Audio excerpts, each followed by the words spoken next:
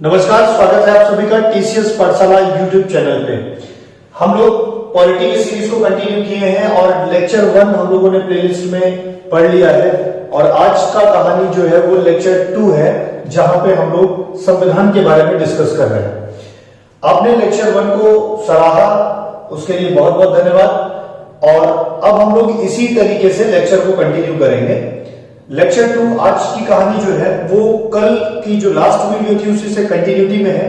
हम लोग पढ़ रहे थे historical background of Indian constitution, मतलब भारतीय संविधान में जो संविधान निर्माण की प्रक्रिया थी, मैंने कहा था वो अचानक नहीं आई थी, बल्कि वो मंद गति से अंग्रेजों के शासनकाल में भी चल रही थी। तो अंग्रेजों के शासनकाल को कंपनी रूल और एक क्या कहते हैं ब्रिटिश संसद का डायरेक्ट क्राउन का शासन, दो में डिवाइड किया गया था। और बहुत सारे ऐसे अधिनियम थे जो कंपनी रूल में आए हुए थे।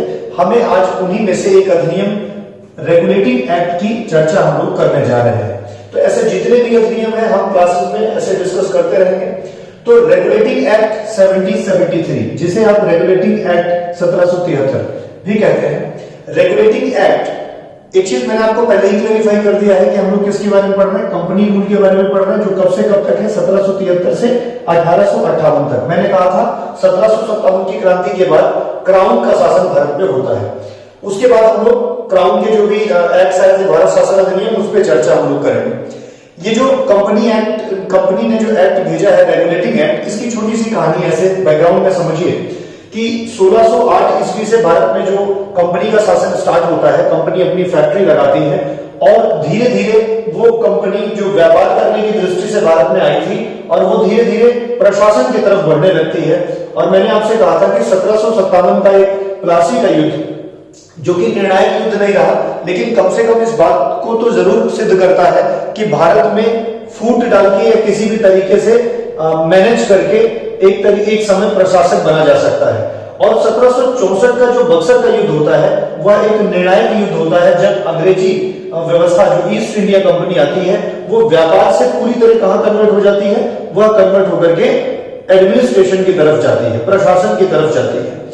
ठीक है, तो उस कंपनी ने जब व्यापार से प्रशासन का छोर अपनाया और उस पर काम करने लगी, तो उसके बाद 1764 से 73 तक में वहां पे जितने भी अधिकारी थे कंपनी के, बहुत सारे अधिकारी करप्ट प्रैक्टिसेस में लग गए थे, भ्रष्टाचार करने लगे थे, व्यक्तिगत रूप से व्यापार करने लगे थे। वो कंपनी के माध्यम से नहीं बल्कि व्यक्तिगत माध्यम से व्यापार करने लगे थे। एक तो खामियां ये आ गई थी, दूसरी बात उसमें भ्रष्टाचार हो गया था, अपने प्रॉफिट पर अधिकारी काम करने लगे थे, और तीसरी बात ब्रिटिशर्स को ऐसा लगा कि company day by day profit करती चली जा रही है, बनाती चली जा रही है, तो क्यों ना हम इसको नियंत्रित करें और नियंत्रित करके उसका बेनिफिट जो है वो अपने पक्ष में लें। तो इसका नाम ही है रेगुलेटिंग एक्ट। रेगुलेटिंग एक्ट का मतलब है यह कंपनी पर नियंत्रण करने की कोशिश है ब्रिटिशर्स द्वारा। देखिए लिखा भी है, इसका उद्देश्य क्या था, इसका उद्देश्य यह था रेगुलेट करना, मतलब कि नियंत्रित करना। किसको? ईस्ट इंडिया कंपनी को। जो ईस्ट इंडिया कंपनी है उसे नियंत्रित करना था और एक तरीके से केंद्रीय व्यवस्था, मतलब कि नियंत्रण स्थापित करना था किस पे? कंपनी पे। नियंत्रण स्थापित करने से क्या होगा? प्रॉफिट शिफ्टिंग होगी, प्रॉफिट जो है वो ब्रिटिशर्स को भी मिलेगा और कहीं ना कहीं भारत में उनकी राजनीतिक पकड़ बढ़ेगी। तो इसका मेन उद्देश्य जो था वो कंपनी के कार्यों को भारत में और ब्रिटेन दोनों जगह पे क्या करना था? कंट्रोल करना था, नियंत्रित करना था। आई होप आपको बात समझ में आ रही होगी। तो रेगुलेटिंग एक्ट का मुख्य उद्देश्य क्या है? सेंट्रल एडमिनिस्ट्रेशन लाना, मतलब पूरी तरह से नियंत्रण में लाना। किसको? ईस्ट इंडिया कंपनी को। क्या क्या इसके मेन फीचर रहे 1773 के एक्ट के? सबसे पहली बात क्या होगी कि जिस समय ये एक्ट आता है तब तक भारत में 3 प्रेसिडेंसी है वर्तमान में। एक तो बंगाल प्रेसिडेंसी थी, एक मद्रास थी और एक बॉम्बे थी। तो बंगाल आप समझ रहे हैं कि जो कि उस समय भारत की राजधानी भी थी, और सबसे बड़ी बात की मैक्सिमम जो कंपनी से काम चल रहा था या जो एस्टैब्लिशमेंट अंग्रेजों का था, वो फैक्ट्रीज या प्रशासनिक व्यवस्था वो बंगाल में ज्यादा थी। और बंगाल का जो प्रांत था ना वो बहुत बड़ा प्रांत। आजकल देखा जाए तो बिहार, उड़ीसा, पश्चिम बंगाल, बांग्लादेश, ये कंबाइंड पूरा बंगाल प्रेसिडेंसी के अंतर्गत आता था। बड़ा प्रांत था, रिच था ना, तो वहां से बहुत सारे धन का क्या कहते हैं शोषण किया जा सकता था आसानी से, ब्रिटिशर्स को ऐसा लगता है, और वो सही भी था। तो इन्होंने क्या किया, सबसे बड़ा बदलाव कि जो बंगाल का गवर्नर हुआ करता था ना, उसका नाम बदल करके गवर्नर जनरल बना दिया। तो 1773 के एक्ट में बड़ी चीज क्या हुई, बंगाल के गवर्नर को गवर्नर जनरल बना दिया गया, गवर्नर जनरल ऑफ बंगाल। और क्या किया गया, जो दो और प्रेसिडेंसी थी, कौन कौन सी, बॉम्बे थी और मद्रास थी, मद्रास और बॉम्बे की जो प्रेसिडेंसी थी उसे किसके अंडर में कर दिया गया, बंगाल के गवर्नर जनरल के अंडर में कर दिया गया। ऐसे मानिए कि अभी तक तीनों स्वतंत्र थी और तीनों अपने अपने कार्य कर रही थी, वो ब्रिटिशर्स को क्या करती थी, बताती थी या अधिकारियों को बताती थी। अभी क्या हो गया कि governor general of Bengal main आदमी हो गया और उसके अंतर्गत जो है बॉम्बे का और मद्रास का जो प्रेसिडेंसी था, वहां के जो गवर्नर हुआ करते थे वो गवर्नर जनरल के अधीन हो जाते हैं, मतलब बंगाल के गवर्नर जनरल के अधीन हो जाते हैं। ये दूसरी बात भी समझ में आई होगी। क्या किया उन्होंने, बंगाल के गवर्नर को गवर्नर जनरल बना दिया और वो जो दो और प्रेसिडेंसी थे उनको क्या कर दिया, बंगाल और मद्रास को मद्रास और बॉम्बे को बंगाल प्रेसिडेंसी के अधीन कर दिया। राइट। तीसरी बात क्या इंपॉर्टेंट हुई इसमें कि जो गवर्नर जनरल बंगाल का बना, जो पहले गवर्नर जनरल कौन रहे हैं, वारेन हेस्टिंग बने थे। वारेन हेस्टिंग के साथ एक 4 सदस्यों की एक काउंसिल बना दी गई, समिति बना दी गई और ये समिति 4+1 मतलब एक गवर्नर जनरल है वारेन हेस्टिंग और उनके साथ 4 मेंबर की कमेटी बना दी गई। और ये कमेटी क्या काम करती थी, इस कमेटी को अधिकार दिया गया कौन कौन सा, सिविल भी और प्रशासनिक भी ना, जितने भी अधिकार थे इसको दोनों अधिकार इस 4 सदस्यीय समिति को दे दिया गया। ठीक है। अब आपसे ये पूछा जा सकता है कि कितने सदस्यों की समिति थी, तो 4 मेंबर की थी और 4+1 का स्ट्रक्चर था। एक तो गवर्नर जनरल थे और 4 उनके सदस्यों की समिति थी। इतना ही नहीं, जो डिसीजन मेकिंग थी ना उसमें गवर्नर जनरल को वीटो पावर भी था। वीटो पावर का मतलब स्पेशल पावर थी, डिसीजन में वो लास्ट में किसी चीज पर रोक लगा सकता था। रोक लगाने का मतलब है अंतिम अगर वो वीटो पावर लगा देता है तो फिर किसी भी काम को किया नहीं जा सकता था। डिसीजन पे अंतिम उसकी एक विशेष पावर थी जिसपे वो रोक लगा सकता था।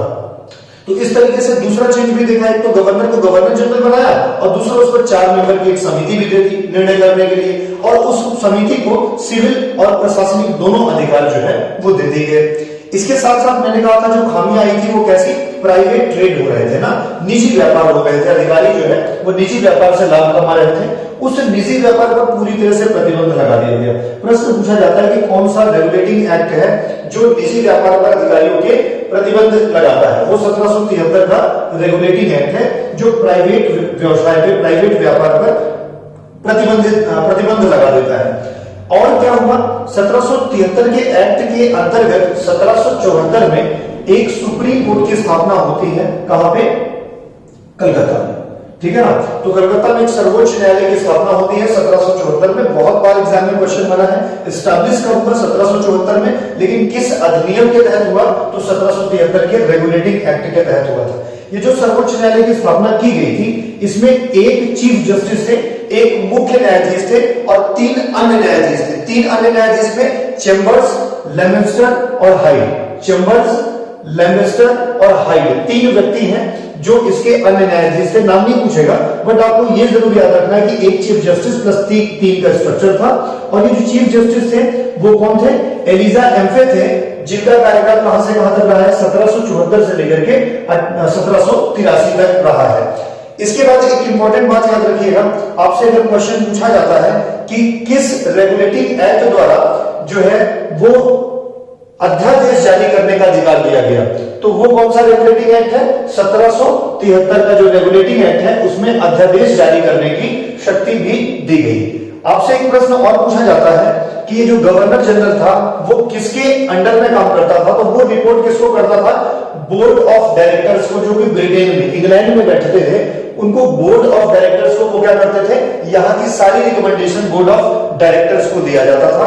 एक और जरूरी चेंज हुआ था इसमें कि जो बोर्ड ऑफ डायरेक्टर्स अभी तक हुआ करते थे इंग्लैंड में, उनको 1 वर्ष के लिए चुना जाता था, लेकिन इस बार उनकी जो उनका कार्यकाल था उसे बढ़ा करके 4 वर्ष कर दिया जाता है। आपने देखा कि कितने सारे पॉइंट्स थे, गवर्नर को गवर्नर जनरल बना दिया गया और दोनों प्रेसिडेंसी को बंगाल के अंतर्गत कर दिया गया और 4 मेंबर की काउंसिल दी गई। प्रथम गवर्नर जनरल वारेन हेस्टिंग रहे। 1+3 स्ट्रक्चर वाले सर्वोच्च न्यायालय की स्थापना 1774 में हुई। जो न्यायाधीश थे वो एलिजा एम्फे थे। अध्यादेश जारी करने की शक्ति भी इसी अधिनियम में दी गई। तो आपने देखा 1773 का एक्ट किस प्रकार से, क्या क्या उसके फीचर्स थे। ठीक है, अब हम लोग इसके बाद दूसरे अधिनियम पर चर्चा करेंगे और जो कि है पिट्स इंडिया एक्ट। अब हम लोग का दूसरा जो अधिनियम है पिट्स इंडिया एक्ट 1784। तो पिट्स इंडिया एक्ट, इसको एक्ट ऑफ सेटलमेंट भी कहते हैं। पिट्स इंडिया एक्ट एक्चुअली कहा जाए तो कुछ खामियां थी जो एक्ट में इसके पहले जो आए थे उसको दूर करने के लिए एक एक्ट लाया गया, Pitt's India act. Pitt's India act के पर्पस, मतलब इसका उद्देश्य क्या था, इस बात को देखिए।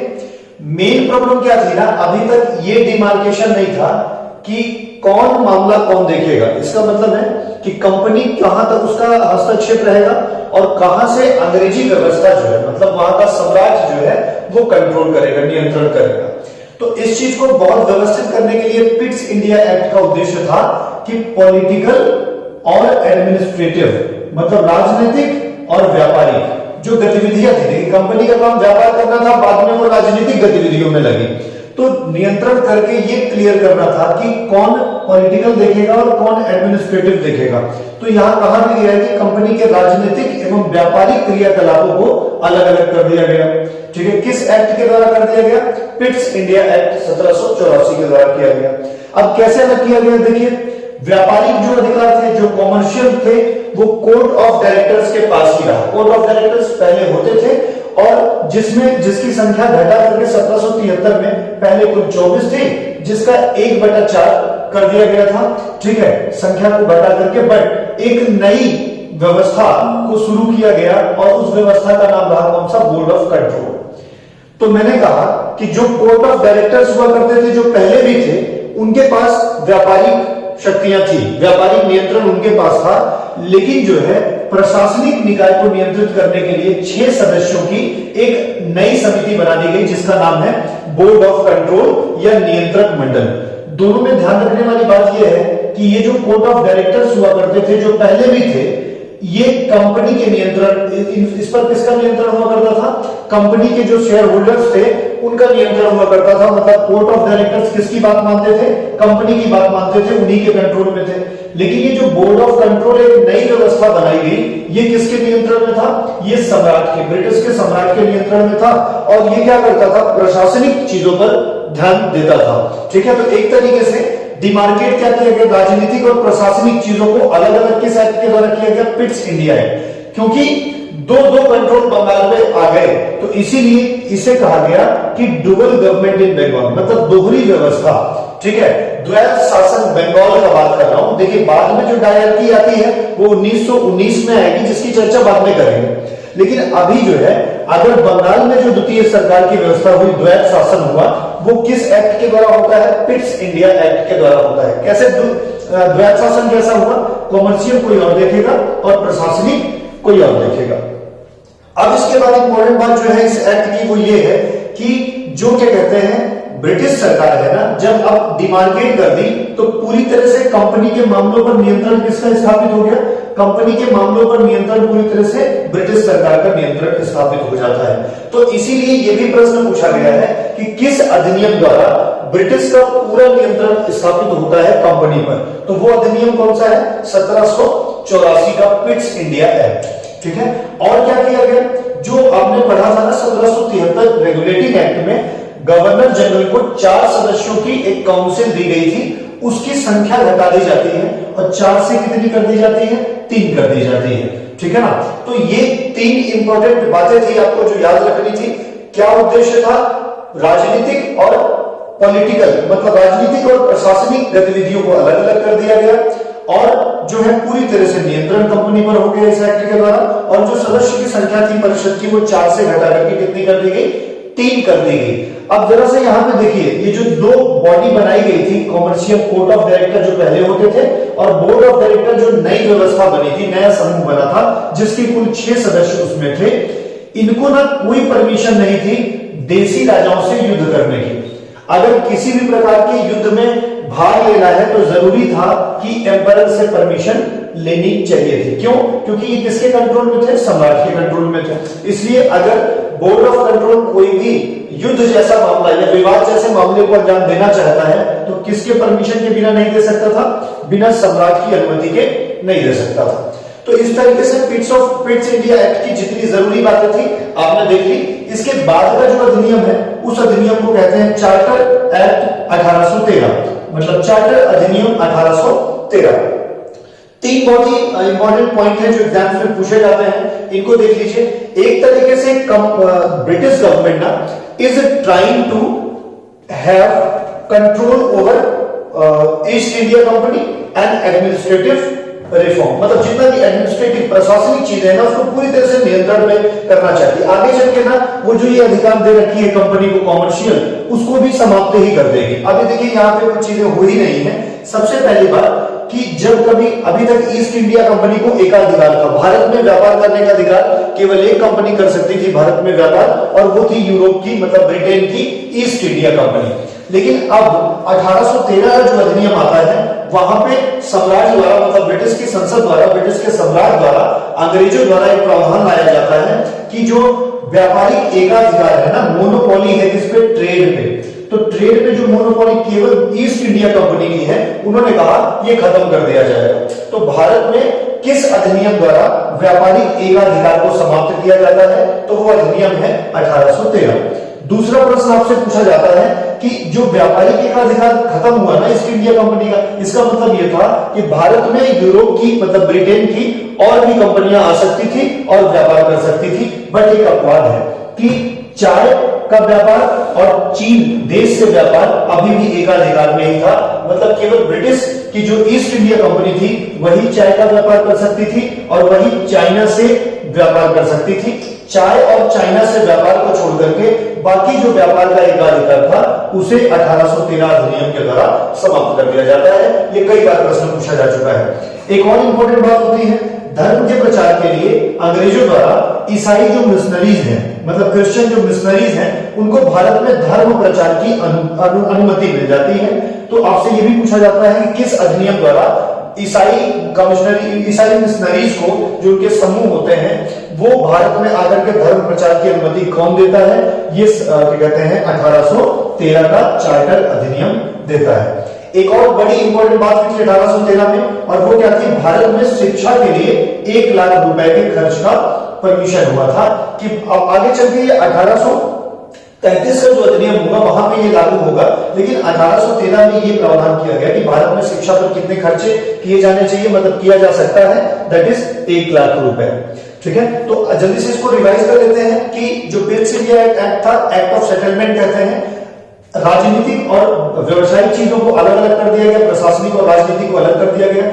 इसीलिए कहा गया बंगाल में दोहरा शासन व्यवस्था हो गई, मतलब कि डायरकी हो गई बंगाल में द्वैत शासन हो गया।